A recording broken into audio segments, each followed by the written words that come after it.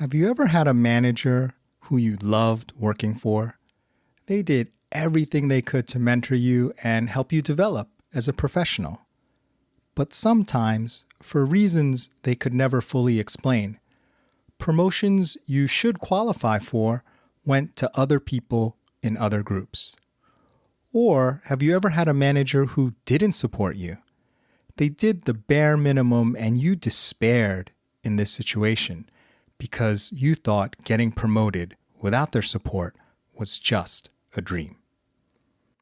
If you have all the support you need for when you are ready to get promoted, skip this episode and come back for the next one. But if, like me, it's not quite clear the role your manager can and cannot play in getting promoted, stay tuned. In today's episode of No More Illusions, we will reveal how your manager really fits into your promotion prospects. We'll share how you can get stuck even with your manager's full support, can still get promoted without it, and what you can do to put yourself in the best position to get promoted, whether your manager supports you or not.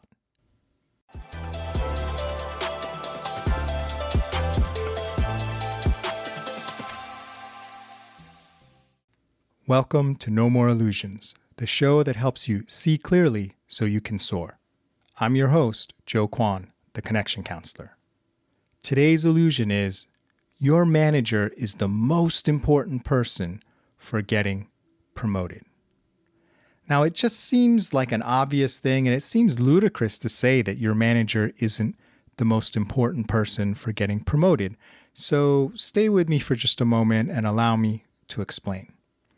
Have you ever seen the movie, the Harry Potter movie, where they have the room of requirement? I think it's across several of the movies. And it's this magical room that appears to a student who really needs it. And when you find the room and go inside, everything you need is inside that room. And there's a magical room when it comes to promotions. And this room kind of inspired my thinking about this in my path to promotion content. And I like to call it the room of promotion. Do you know what happens in the room of promotion? I think you can probably guess. It's the room where people are inside deciding who's going to get promoted and who's not going to get promoted. And sometimes people aren't even discussed in that room because their name doesn't make it into that room. And importantly, you are never in the room discussing whether you should get promoted or not, right? You can't be in your own room of promotion. It's always other people in the room, hopefully someone representing you. So if you think about it, what really matters is this room of promotion and what's going on in it in terms of whether you're going to be promoted or not and what your chances are. Now, let's assume for the moment that your manager is one of the people in the room, because that's not always the case. Sometimes it's a couple levels above them. But let's assume for the moment that they are in that room. Well, what happens if you have a manager who's relatively weak and there are other stronger managers in that room vying and fighting very strongly for their people? What are your chances now? Versus what happens if your manager is the strongest, most senior, most influential and persuasive person in that room, and they're saying, you, my person, needs to be promoted for X, Y, and Z. Now, how do you like your results? And this falls into my path to promotion framework, which I discussed in the previous episode, that first lever, which is that the people with the power are picking you. Now, notice there's more than one person in the room, right? Usually it's not just a room with one person, because why would you go to a room if it's just going to be you? It's usually a bunch of managers or high-level people who have to calibrate and decide and negotiate because there are only so many spots. I mean, sometimes they might wish that they could promote everyone, but they can't. There are limited spots. So notice your manager isn't the only person in the room, and their vote may or may not be enough to sway the decision, right? What if you need 50% or more than 50%? What if you need a unanimous decision? So you can see, depending on how the voting works and what goes on in the room of promotion, your manager may have more or less influence. And certainly, if they're not in the room, then you have a bit of a gap, because who is in the room supporting you and what has your manager told them? And it's kind of like telephone. How accurately can they convey what you told your manager, because it's already removed, right? You're telling your manager, and now your manager is telling their manager or whoever's representing your team in order to push for your promotion. And there's no guarantee. They may take your manager's advice under advisement and decide, no, you're not ready, and not even mention your name in the room at all. So remember, your manager, sure, it's great when they support you, but they need to have the juice. And if your manager supports you, but they don't have the juice, you need to know who has the juice and think about how it might work that those people would also support you or push for you. And this happened to me once, where I had a great manager and they supported me for promotion. And year after year, it was just a different reason why I wasn't getting promoted. And I got really frustrated and started looking around. And that person finally retired and a new manager took over.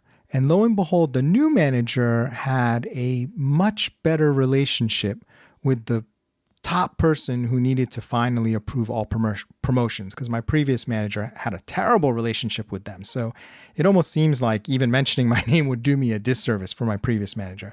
But somehow the new manager had a much better relationship. So to make a long story short, after proving myself, when my manager that was liked by the top person who needed to approve all promotions mentioned my name, I found out later that that was enough to get my promotion finally approved. Full disclosure, I don't think I got any smarter. I don't think I worked any harder the year my promotion was approved. It had everything to do with the room of promotion and the approvals, and whether my manager had the influence or support of the top manager or not. So it helps to decide what you need to do depending on how much support your manager means, and whether you need to do something or work with your manager to get additional support if their vote isn't enough to get you promoted. So the illusion is your manager is the most important person for getting promoted. The reality is it's much more complicated and nuanced than that. It's the people collectively in the room of promotion and based on their potential influence who are the most important. And your manager is only one of them, if they are even in there at all. So don't obsess over pleasing your manager. When it comes to promotions, they are just a part, and sometimes not even a part of that process. If you want to please your manager, and there are many good reasons to do that, getting promoted should not be the primary one. If you want to get promoted, think about the room of promotion, who's in there, and what you need to do to get the people in there to pick you. That's the key. And you pleasing your manager in some cases can distract you, obfuscate the path, and take you further away from being promoted instead of closer. I learned this the hard way and hope you learn it too. If you're enjoying the show, please follow us on Spotify. It really does help more people discover us. No matter what anyone else tells you, all promotions have one thing in common. They require the people with the power to pick you and follow any required processes. To find out more about what it really takes to get promoted, visit the No More Illusions website at nomoreillusions.lovable.app, where you'll find resources including Path to Promotion, my self-paced online course for anyone whose advancement has stalled and they're not sure why. Have a question or want to talk about promotions? I'd love to hear from you.